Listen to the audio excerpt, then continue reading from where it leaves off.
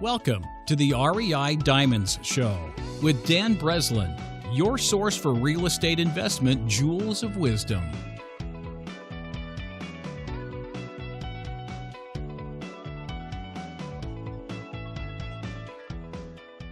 Welcome to the REI Diamond Show with Mark Filler on how to fund a growing fix and flip or real estate rental investment business. I'm Dan Breslin, host of the REI Diamond Show, and today's guest is a friend of mine, Mark Filler. Mark is a serial entrepreneur, first founding the nation's largest FHA 203K mortgage company, Prospect Mortgage, and now funding a nearly nationwide billion-dollar real estate investment lending company. For those of you who know about my latest obsession surrounding the game of golf, Mark is the one responsible for planting that seed in my life as well. Because Mark has run several companies, one with more than 2,000 employees, he brings a very unique perspective to our show today. We are going to focus on, obviously, how to fund real estate deals, but also cover some cool, high-level business strategy as well. Enjoy. Welcome to the show, Mark. Hi there. Thanks for having me.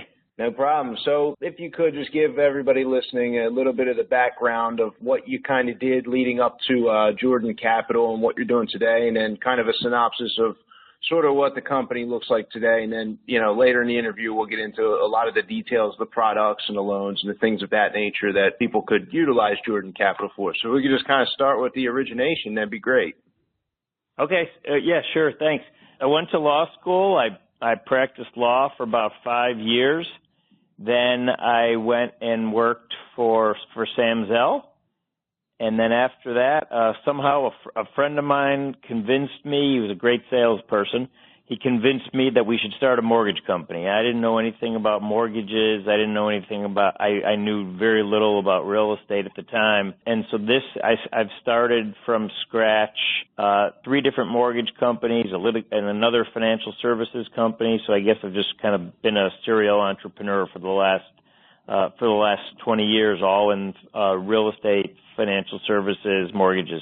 We started Jordan Capital about approximately 3 years ago. And the reason I got the idea to start Jordan Capital was because in 2007, I started another company. It was called Prospect Mortgage Company. It was called Prospect, by the way, because I live on Prospect Avenue. And I started it actually, it was just me and a PowerPoint. And today that company has over 2,000 employees and does about $15 billion a year in mortgage volume. But the reason I got the idea for Jordan Capital is because Prospect is the largest company in the country at FHA 203K loans. For anybody who doesn't know, that's a renovation lending product, a purchase and renovation product through FHA. But the key is that FHA does not allow investors to use that product. So we kept getting a demand for why can't we do those loans for investors.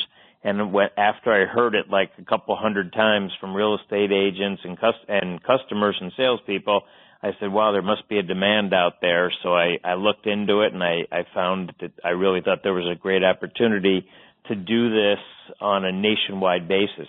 Really, if you think about all the private or hard money lenders, whatever you want to call us, 99% of the competitors are relatively smaller local players, and I've done all my businesses on a national scale, so I wanted to do something again on a national scale and started it 3 years ago. All right, so 3 years ago, Jordan Capital starts making loans to investors, and I think that's important for everybody listening because funding rehab business, I don't know, maybe my partners and I have $1 million, $1.5 million, and it's times where we cycle in and we cycle back out, and it's like a little bit of a delicate balancing act from our perspective, Mark. Funding is like one component, the construction is one component, and the deal flow is one component, and like any weakness in any of those like 3 pillars, if you will, of course a 4th pillar might even be like the sales. If somebody's not selling the product once it's renovated, I guess you would have that 4th pillar, which becomes ever more important, especially in times like 2007, 8, and 9, when no longer you could sell it. It didn't matter if you had the funding and you had the construction and you had the deal flow. If there were a lack of buyers, you kind of get yourself jammed up. But aside from that, so we find ourselves, me as a fix and flip investor, deal flow wise, I'm always marketing. I'm always networking with the real estate agents, running, Real Estate Investor Association, doing all these things to bring deals in the door, and then we're bringing the funding in the door, and sometimes it's the funding that becomes the limitation for a lot of investors. You can tie up $1 million in capital in these, like you said, local private loan scenarios. You can tie $1 million up in 5 projects, and those projects may take a 5 to 7 month window. Well, the deal pipeline that you developed is still spitting out the deals. And, now I guess just what I'm getting at is we're describing that demand that you had stumbled upon. I've lived that for the last 10 years. There's times when I have, no money left in the coffer with any of our people in our private lending network when these good deals come through, and I am frustrated to watch, some of the best deals of my career slipped by without me, making much more than maybe a wholesale fee out of being motivated by the fact that I really didn't have the funding. So I experienced that. I know a lot of people on the call experienced that. So let's dive into Jordan Capital and kind of like, you see this space with the investors who needed to fund rehab financing type deals. And it's amazing to me. There's so many of these starting up recently, Mark. You see a lot of people getting into this on an institutional level, and some of the, the big players are putting a lot of money toward this type of financing. So the demand must have been there. It amazes me that we didn't figure that out sooner, or that, that function just wasn't there sooner. But let's talk about kind of what's the bread and butter, and how does Jordan Capital provide the funding for, renovation loans? And let's kind of get into some of the details of maybe the big product that you guys offer. Okay, sure. Yeah. Our bread and butter product is a line of credit for short-term rehabs. We have lines of credit anywhere from $50,000 to $7.5 million. And I think the line of credit is a really critical component of what we do. And we have an advantage compared to 99% of our competitors.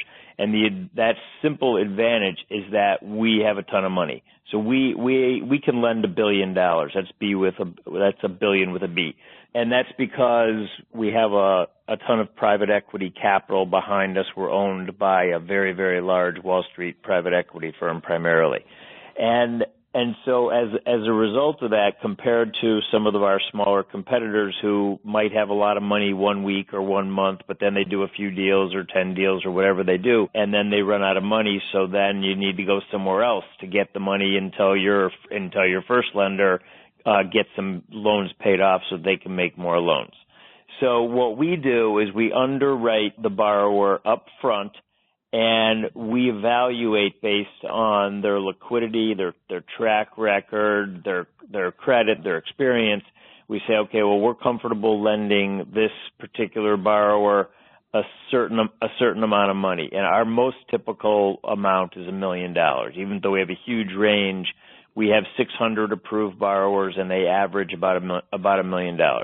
So this way, the borrower knows that they know how much that we're willing to lend them. They know that the exact terms that we're willing to lend on. We give them a written term sheet. They have a proof of funds so that if they want to go to buy an REO, or they're in a competitive situation, that they can show that they're just the same as a cash buyer, which, all successful investors know how critical that is.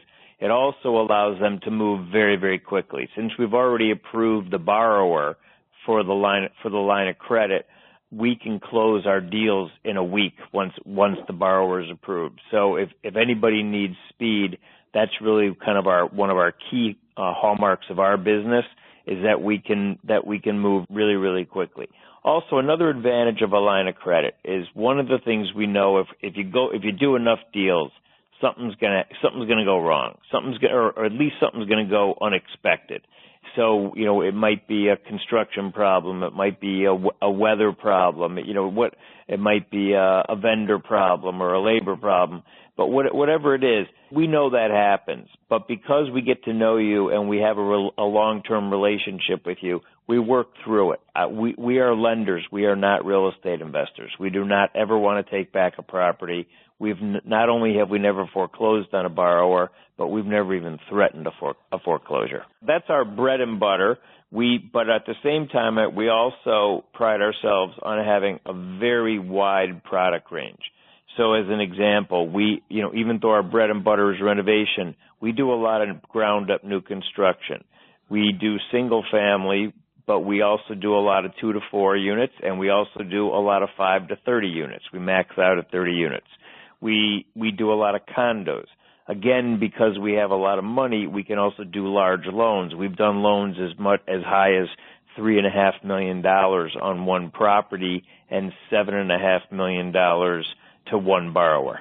So that's interesting. Should we talk about the exact products that you have so that, people would know which box they fit into? Maybe if we talked about, who would want to approach you to apply for this line of credit. I mean, beside that line of credit, what would be, the exact products that you offer, Mark? Well, we actually have a range of products. So again, our bread and butter is our line of credit. And the line of credit product, depending on the strength of the borrower, we would require anywhere from a 10 to 20% down payment. And we do deals as low as a 10% down payment. We don't do 100% financing. And when I say 10%, we do construction draws on the majority of our loans. So when I say 10%, I mean 10% of the acquisition price and 10% of the renovation. So we can fund up to 90% of the whole deal. We max out at 75% of the after repair value, which compared to what I'm seeing from our competitors, we're definitely on the high side. I think most of our competitors top out at about 65, maybe 70% of the after repaired value, and again, for strong borrowers, we'll go up to 75%. Our FICO, our credit range, we go as low as 600. By the way, we also lend in over 40 states. So if any of the people that are listening to this are, even though maybe let's say they live in Chicago, but maybe they do deals in other states, we do lend in most states. And again, we do construction draws if you want. We can fund only the acquisition, but we can also fund the construction draws, and we can get you your construction money very fast. You call us up, you say the project is a certain percentage of the way done. We come out, we inspect it, and 24 hours later, we give you your 80 or 90% of the draw amount that you've requested. I will say that we definitely focus on experienced investors. However, we do have a program for newbie investors. So really, we have, I think, a very, very wide range of products, whether you think about it in terms of the borrower type or the property type, as long as it's residential. We don't do commercial, so if you have a non-residential property, please don't call us because we don't have an answer for you. If there's anybody listening who's not sure of the construction draws, can we run through maybe an example deal to help define that and help somebody understand, maybe if they're a newbie, what these construction draws are and how that works?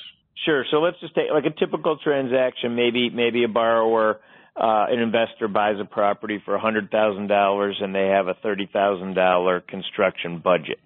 So what they would, if they want us to fund the construction and not only the acquisition, they would provide the $30,000 construction budget up front. So we would then base the loan amount, let's just say as an example, if it was 80%, we would give them $80,000 at the closing for the $100,000 purchase, but then we would also give them $80,000 of the $30,000 construction draw. So let's say as an example, that the borrower says, okay, well, I'm 1/3 of the way done through my construction. So so 10,000 out of the 30,000, they've already done that work. They call us up and they say, hey, we're $10,000 into the project. Can you please come inspect it? So we go out, we inspect the property, we make sure that they are 1/3 of the way through the project, that the $10,000 has been put into the project. And then a day later, we give them 80%. In my example, we give them 80% or $8,000 of the $10,000. That way, you don't have to wait till the project is done and you sell the project in order to get your construction money out of the projects. You have quicker funds available to do more deals. So are you guys post-paying these? If I'm the investor in that deal, Mark, do I have to front let's say it was $30,000 in construction, 3 draws, $10,000 a piece. Am I walking out of settlement with, that quote unquote 10 grand or 80% of that 8 grand? So am I walking away with some of the construction money at settlement to get started? Or do I need to have that construction money as part of my cash reserves, pay for the construction up front, and then be kind of reimbursed as the work's getting done? Yeah, no, we reimburse. So, a lot of our borrowers pay cash for the renovation, and then we very, very quickly reimburse them.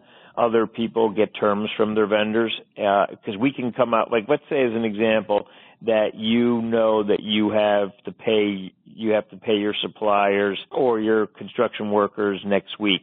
What you do is you call us up in advance and you tell us, hey, I want to schedule an inspection on Wednesday, and that way, and I'm just making it up, let's say you have your payroll on Friday. So we come out there on Wednesday, we get you your money on Friday so that you never have to be out of pocket. But depending on how you run your business, you may have to be out of pocket that money for a very short time window before we can reimburse you. So I want to go into two topics a little bit here.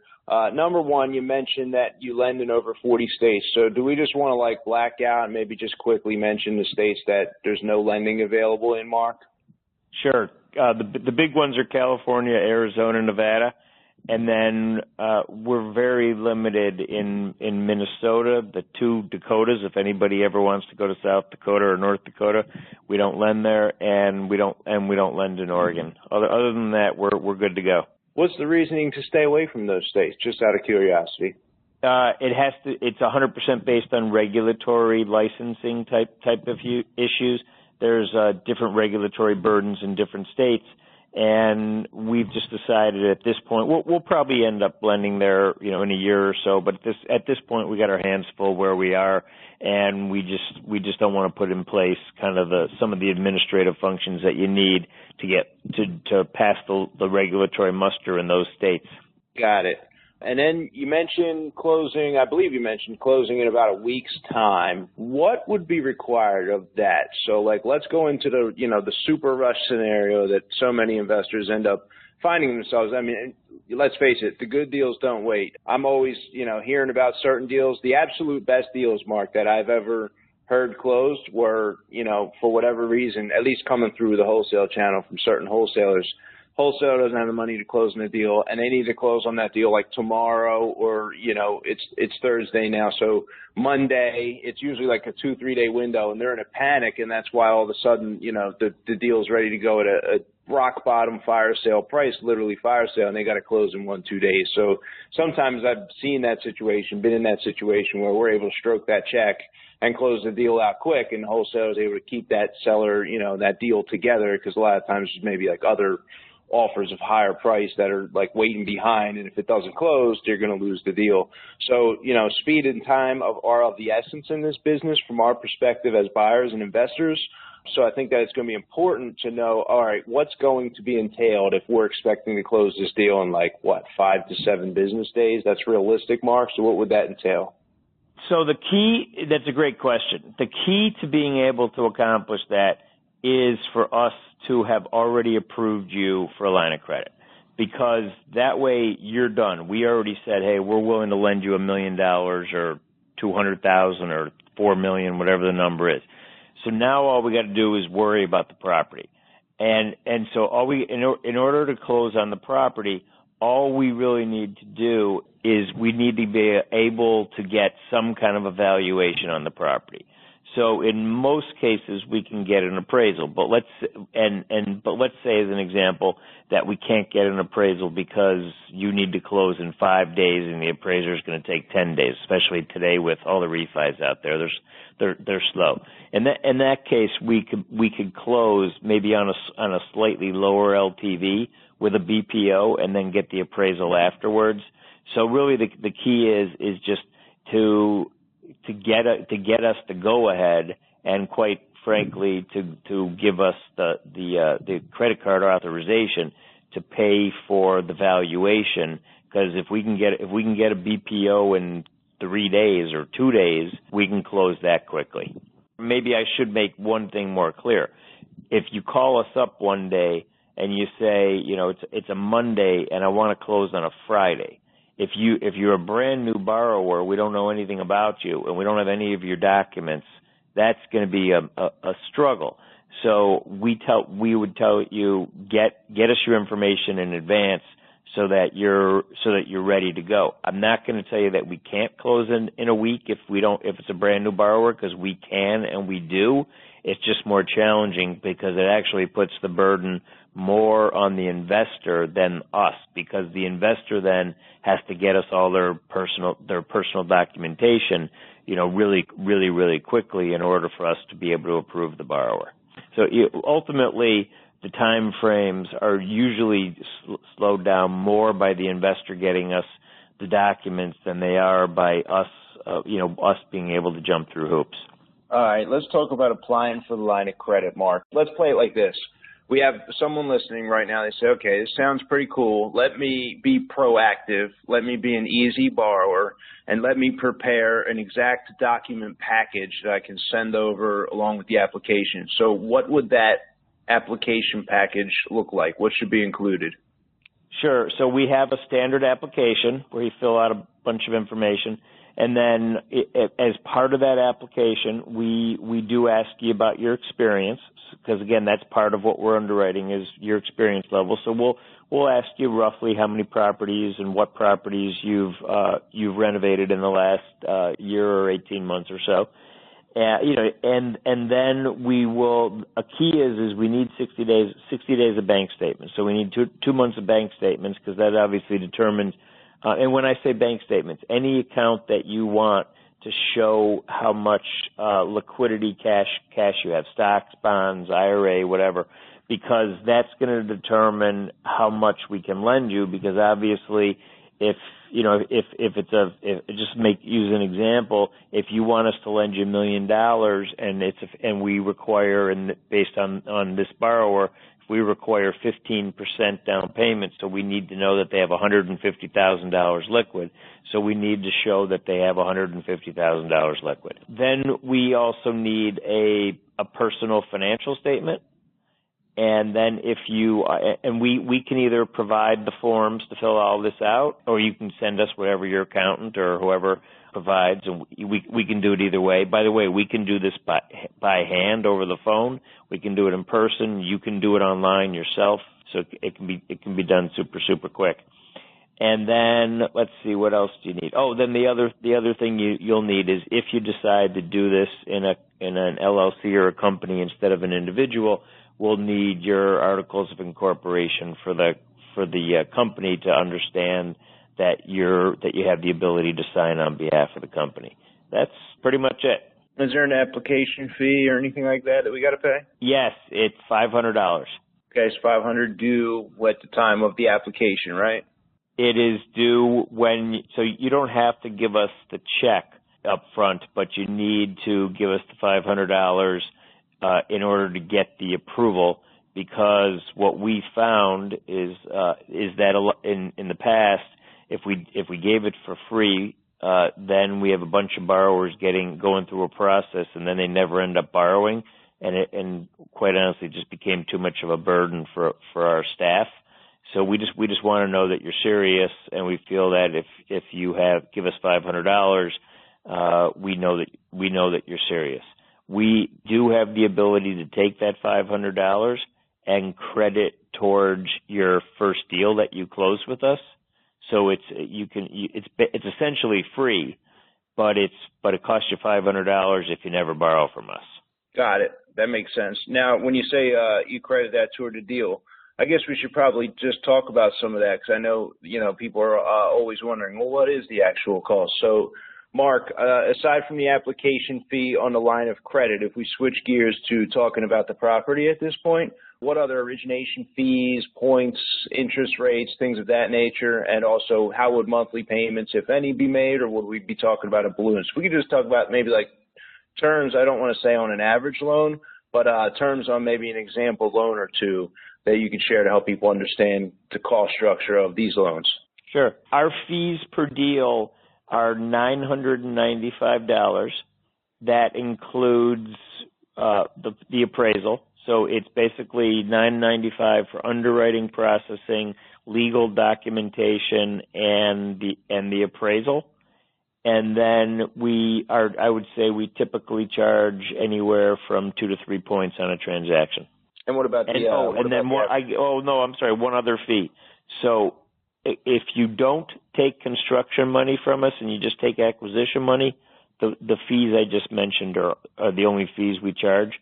But if you want construction draw money, then it's $145 per construction draw, because the money doesn't go to us; it goes right to the inspector, because there's an inspector that has to come out and inspect the construction being done properly. So there's a $145 fee for them to be able to do that. Got it. And how many draws would you require? I mean, suppose I'm an experienced investor. I don't know. I just want to do one draw for $45,000, and I think that's going to be the entire cost for whatever reason. I mean, can I dictate one draw, or do you guys balance the risk for both parties by requiring a certain number of draws based on the construction amount, or is there any process in place for determining that? We couldn't care less how many draws you take. It's just a question of how quickly you want the money. You can do anywhere from 1 to 4 draws during the process. Or you can sign up to get draws and never take a draw. So it's really we don't care. It's really your choice how fast you want the money, and is it worth $145 for you to get the money quicker?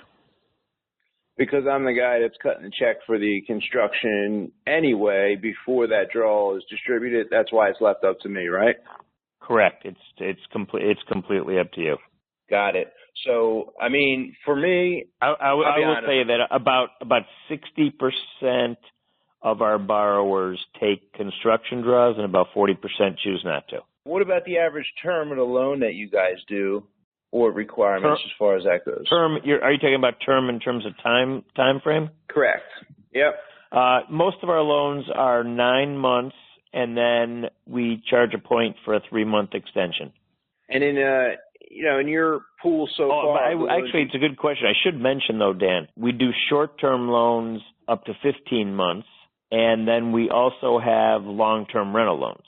Right now, we have a 5-year loan.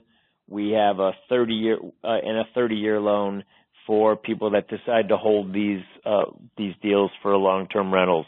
Are these at like market rates? Are these at slightly above market, commercial? Are they 30-year term or a 30-year amortization, 5-year term? What would be, the expected? Right now we have 2 long-term loans. One is a 5-year balloon with a 30-year amortization, and the other is a 30-year loan with a 30-year amortization.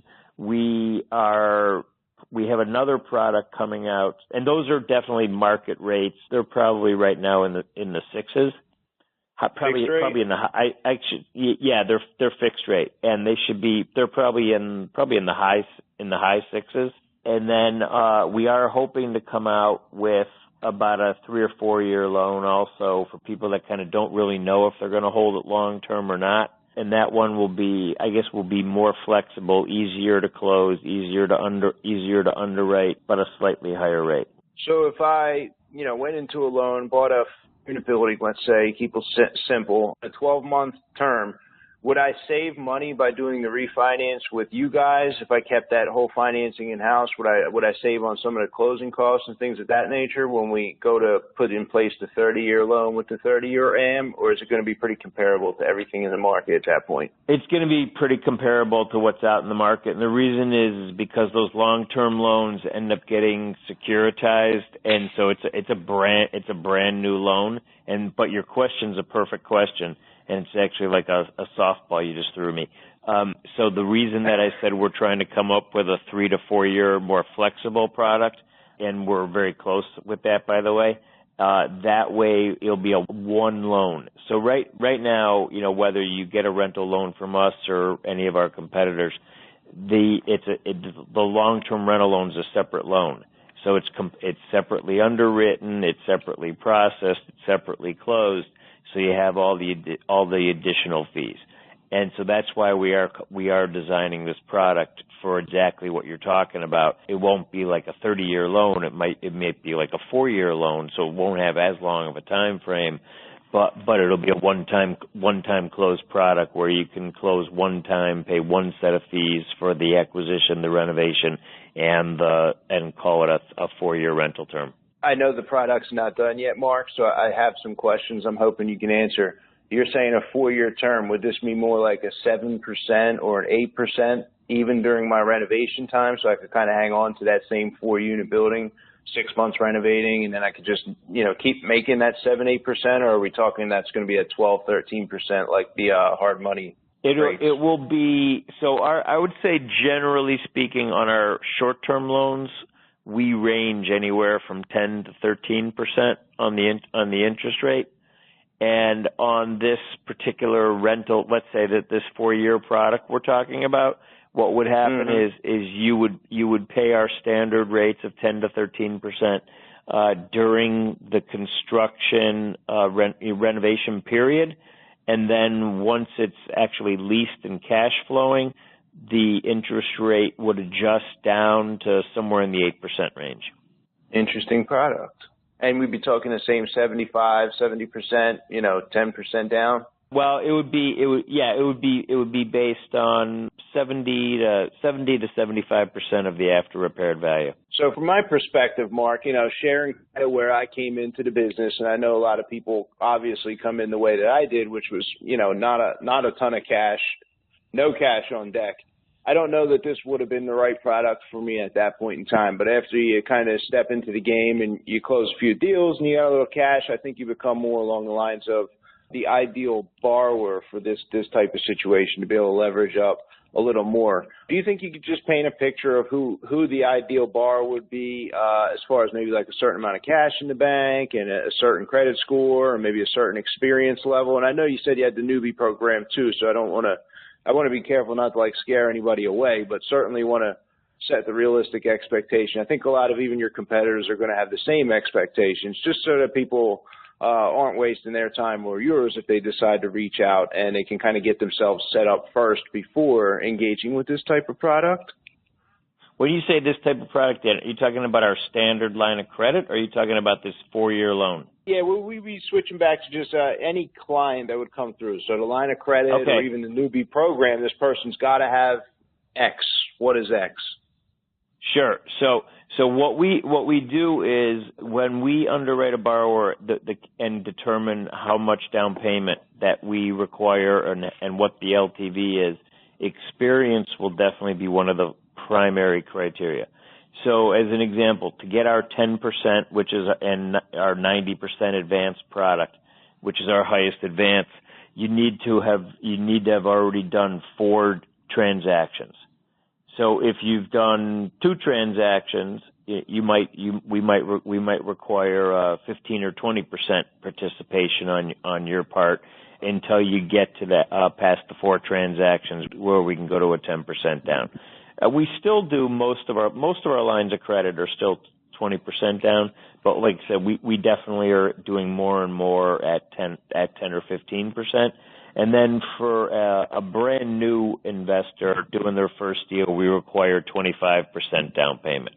Your ideal borrower, are we talking somebody's got, let's say somebody has $25,000 in the bank, liquidity, 650 credit score, and they've done 3 or 4 deals. Are they wasting their time, or is that somebody that should be engaging and maybe applying for a line of credit? Oh yeah, no, absolutely. Like I said, we go as low as a 600. Somebody at a 600 is not going to get the same terms as somebody with a 700. We remember one of the things we know, because we've already approved over 600 borrowers. Most real estate investors, the vast majority of real estate investors, got hurt during the 07 to 09, 10 time frame. So we are very, very used to seeing people that had a foreclosure or a bankruptcy or have less than 700 credit scores. So no, I would not discourage anybody from coming to us. I really would say that most borrowers we end up approving. They might not get if you're doing your first deal or your second deal or your third deal and you have a 620 credit score, you're not going to get the same terms as somebody who has a 700 credit score. But we approve borrowers like that all the time. I think I have wrapped up all of the topics I thought of to ask you and the questions we had talked about prior. Is there any other items that we missed that you want to mention before we start wrapping this up, Mark? I would be careful if I was an investor. I'd be careful who you're doing business with. I would do my due diligence. I'd ask around. We're for sure the largest in this field in Illinois by a long shot. We're top 5 largest nationwide in what we do. We have a ton of experience. I'll tell you that we help our investors all the time evaluate deals. So if you want a second set of eyes and ears, and some of the best things we've ever done is point out some things on transactions, and people end up not doing deals. Like I said, we really are in this for the long haul, and we don't want to take your property. So I would always check that out.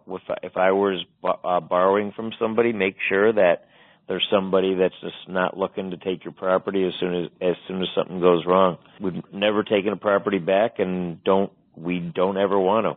Yeah, could you talk about that? I mean, I think that might be something a lot of people don't understand or don't even know that is a risk. The loan-to-own type companies out there. I mean, you just mentioned that some companies are kind of waiting there, or some people, individuals, whoever's lending, they're waiting there to kind of take advantage of the deal when the first thing goes wrong. Is there any way that you could spot that or figure that out about an organization? Yeah, I think a company that is more interested in a transaction and not in a relationship. So we're a relationship lender. We want to get to know our borrowers, and we think of ourselves as partners. It's easy for a lender to make a loan, not really care about the borrower, not ask for any documentation, barely ever talk to the borrower, because they don't really care, because they're just, as soon as somebody misses a payment, they're just going to start the foreclosure process. I think that's how you can kind of tell, what a lender's track record is. And obviously, if you want, you can always, check them out online as well, and to see, or ask them if they own properties, ask them if they've ever foreclosed on properties, and see what their track record is like.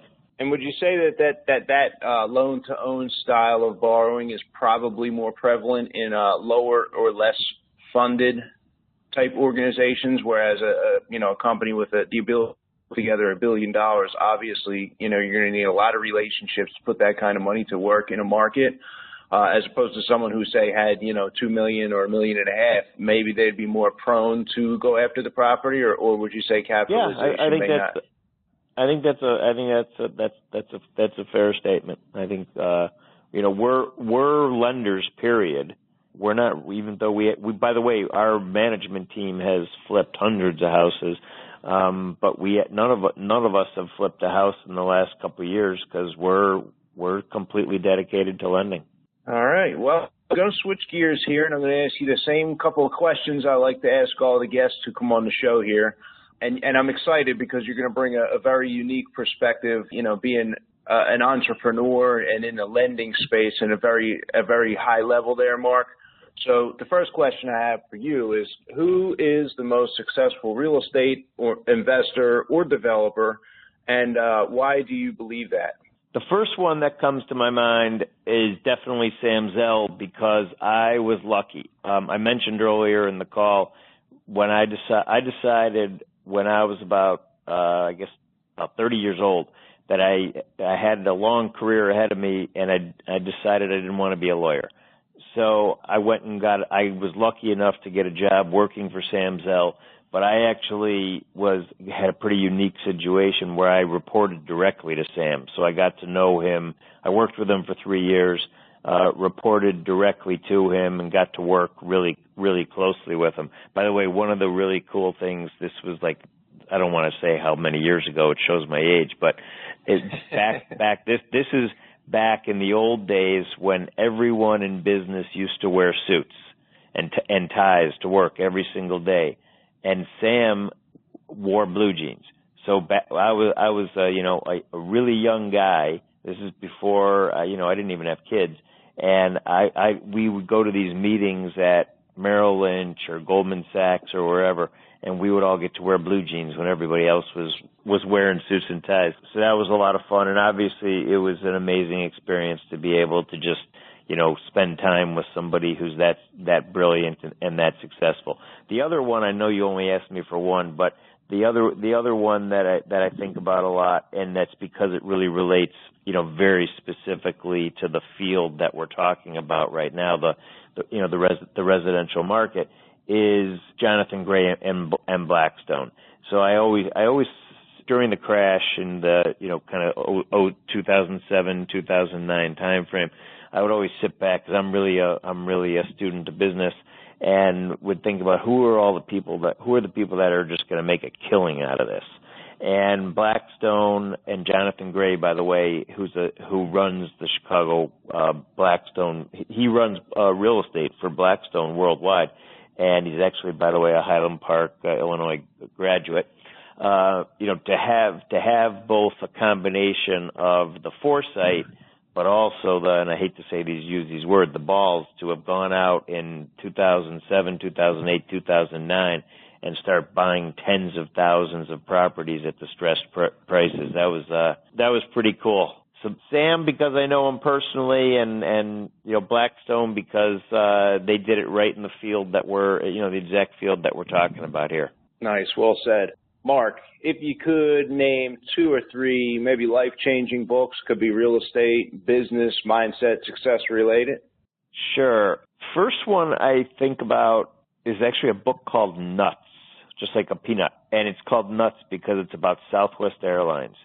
And it's about how they created such a fun, unique, casual culture at Southwest Airlines. And this was written maybe 15 years ago when Southwest Airlines was a lot smaller than it is right now. And if you think about it, it's when they had no frills, but all the people that worked at Southwest Airlines were dressed casual, but they were really friendly, but they really focused on creating a great culture where people loved working there. They cared so much about their fellow employees, and they would always they would have a lot of great parties and great fun events and remember everybody's birthdays and know everybody and know all their employees' kids' names and all that kind of stuff. And just it really has always stuck with me that creating a good culture in your business is one thing that you absolutely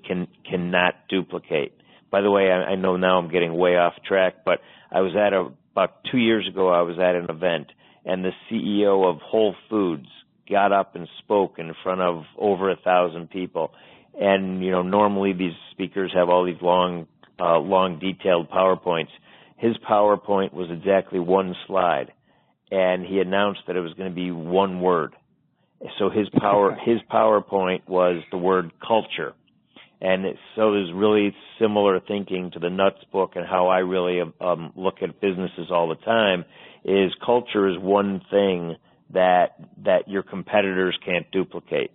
They can try to copy your products, but they can't copy your culture. So it's all about treating people well and creating a fun, exciting, growth-oriented culture. The second book that I would think about, and this is a very famous Harvard Business School professor, and his name is Michael Porter, and it's called Competitive Strategy. And that's really, whether you're in the real estate business or any other business, it really just talks about a way to think about what is your strategy and how critical it is to have a strategy for who you are, what's your mission, what's your vision.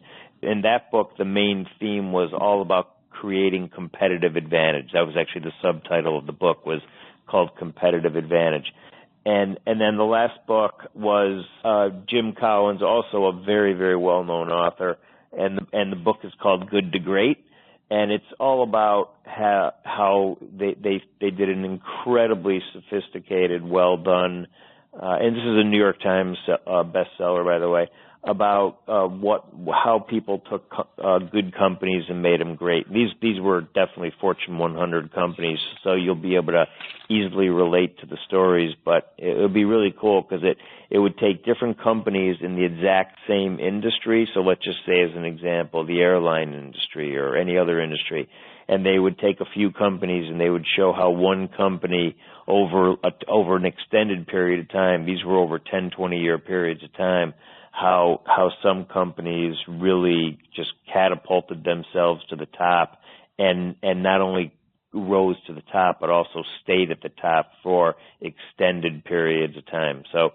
those 3 books, I'm a huge student of business, so I've read 1,000 business books, but given no notice, those 3 popped out at the top of my head.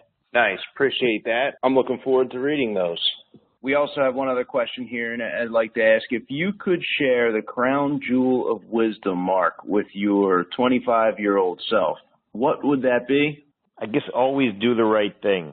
Always be transparent, open, honest, treat people well. It doesn't matter whether it's your boss or the lowest level employee at your company. Always treat people well. Do the right thing.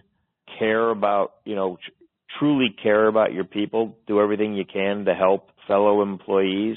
And unfortunately or fortunately, depending on, I guess, what your viewpoint is, there is no way that I know to be successful without putting in a ton of hard work. You got to be willing to put in the work to be successful. If there are shortcuts, I'm not smart enough to have ever figured them out. But if you treat people well, so I've been in the same industry now for 20 years or so, and I can't tell you how often it happens where somebody that you worked with or was a customer 20 years ago or 15 years ago, all of a sudden you run into them again in another business setting and you have a great relationship, or somebody checks you out and says, hey, I know somebody who says they worked with you 15 years ago and they said you were a great guy, so now I want to come work for you, or I want to borrow money from you, or I want to be a customer or a vendor or a partner, because your reputation is everything. Do everything you possibly can to improve it all the time. Well said. All right, Mark, we're kind of getting to the end here. So if we had anybody listening who'd like to maybe apply and reach out and start the process or get some more information, is there a web URL we can share that we can put together for our listeners? Sure, yeah, absolutely. It's reifundingapp.com. Let me spell that. REI funding, APP, like application, .com, reifundingapp.com. And we really look forward to working with each and every one of you. All right. Well, I appreciate you coming on the show, Mark. I also appreciate you turning me on to the game of golf here for the first time in my life over the last couple of months. It's been a hell of a ride so far. Well, I've been playing for 10 years, and it'll probably take you about 2 months to be better than I am, because I might be. I'm okay at the mortgage business, but I'm horrible when it comes to golf. And by the way, I've taken probably 200 lessons, and I'm still horrible. Yeah, well, we had a good time, and I really appreciate that. I appreciate you coming on the show, and look forward to getting out there again soon. Sounds good. Thanks, everyone. Thanks, Dan. Appreciate it. Cool. Thanks, Mark. Thank you for tuning in.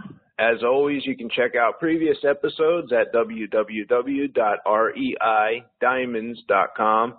You can also make expert guest suggestions, apply to become a guest, or submit deals you have for sale and sign up to receive the new episode notification email as well. We are currently buying property in the greater Philadelphia region, the Chicagoland region, the Tampa Bay area in Florida, and also the Atlanta, Georgia region. That website again is www.reidiamonds.com. Thanks again for listening. Dan Breslin here. I will catch you next time. And remember, here at the REI Diamond Show, we are dedicated to bringing you the experts, ideas, and strategies for increasing and protecting your net worth. Thank you for listening to this episode of the REI Diamonds Show with Dan Breslin. To receive email notifications of new weekly episodes, sign up at www.reidiamonds.com.